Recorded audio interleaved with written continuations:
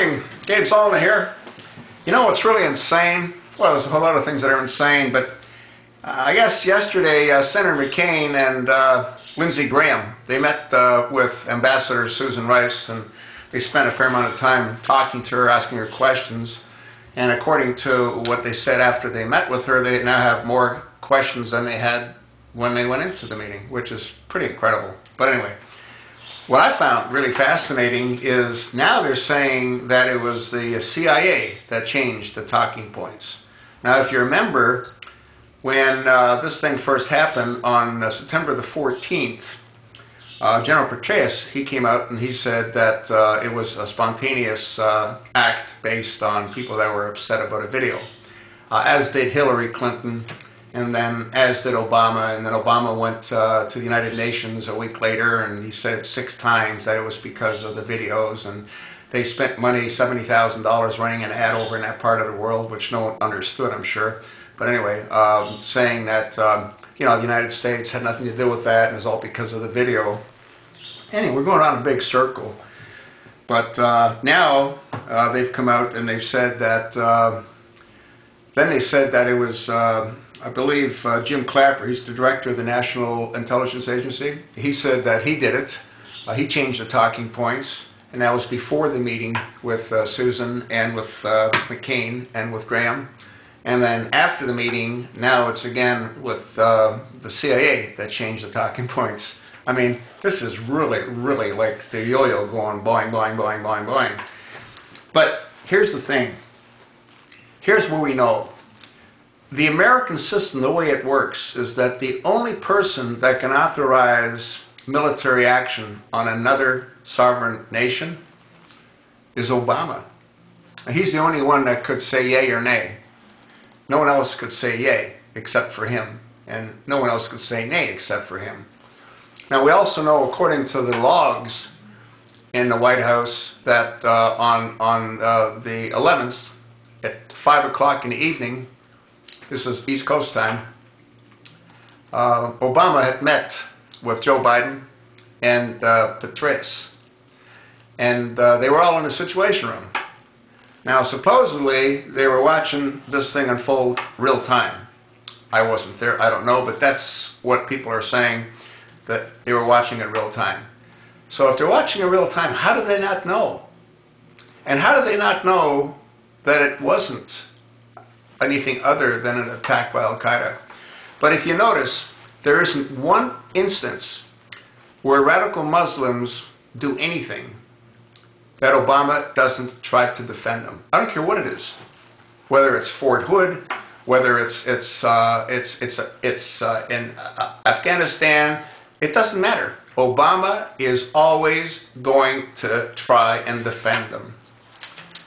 Now, I think the reason that that's the case is because he is a Muslim, and it's a Muslim's duty to protect other Muslims. And that's not me saying it, that's what I understand is in the Quran. Now, I haven't read the Quran, but I've done a lot of research on it, and they do make reference to exactly that.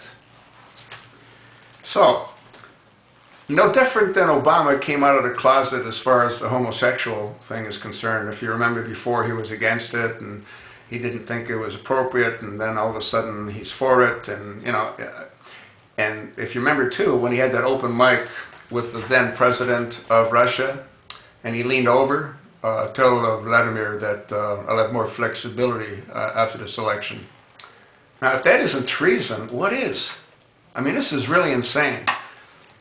What Obama did and what Obama didn't do in Benghazi caused the lives of 4 Americans. One was an ambassador. And there's no consequence of any of it. No one is even admitting that they had anything to do with it. They're all playing like it's a hot potato. You know, the CIA is throwing it at the intelligence agency. The intelligence agency is throwing it back to the CIA. I mean, this is insane. And I guess all we've got going for us is General Petraeus. He was head of the CIA. Now, he's the one that came out and he said, under testimony in private, that yeah, he knew exactly what it was, and his report said exactly what it was. Now, the problem that I have with him is as a general, as a military officer, he has an oath, and the oath is not to lie. And he lied, and he knew that he lied. And amazingly enough, there's no consequences. None of these people ever face any consequences. Isn't that incredible? Anyway, I don't know how this thing's going to shake out. What I personally think is going to happen is nothing. Because what's going to happen is when whoever does the investigation gets too close, Obama's just going to exert executive privilege like he did in Fast and Furious. The other thing that's really interesting too is where's Issa? How come Darrell Issa isn't investigating this? He'd be the one that should investigate it based on the position that he holds with the government. Plus, he's got a good idea as to who did what when as far as Fast and Furious is concerned. But what do I know? Maybe Issa was made an offer that he couldn't refuse. Who knows?